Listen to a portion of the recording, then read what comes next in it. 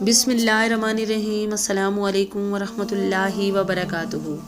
انسان کی زندگی دکھوں اور بوجھوں سے خالی نہیں ہے۔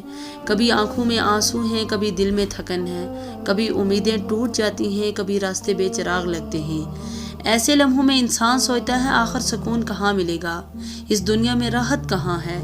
رسول اللہ صلی اللہ علیہ وآلہ وسلم نے ایک راستہ دکھایا، ایک ایسا راستہ جو نہ دولت مانگتا ہے نہ طاقت، صرف دو الفاظ جو زبان پر ہلکے ہیں لیکن اللہ کے ہاں ترازو میں اتنے وزنی کہ پوری دنیا کے دکھ بھی اس کے سامنے ہلکے پڑ جائیں، اور وہ ہیں سبحان اللہ و بحمدہ، سبحان اللہ العظیم۔ یہ الفاظ صرف ذکر نہیں ہیں، یہ دعائیں نہیں بلکہ دل کا سہارا ہیں۔ جیسے اندھیرے کمرے میں اچانک چراغ جل اٹھے، جیسے خشک ہونٹوں پر ٹھنڈی بوند ٹپک جائے۔ سوچئے ہمارا رب جس کے خزانے کبھی ختم نہیں ہوتے، ان دو کلمات کو اتنا پسند کرتا ہے کہ میزان عمل کو ان سے بھر دیتا ہے۔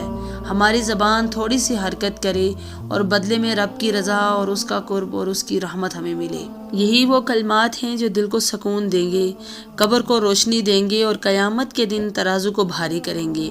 کاش ہماری زبان ہر لمحہ ان سے معطر رہے تاکہ ہمارے دکھ بھی رحمت میں بدل جائیں۔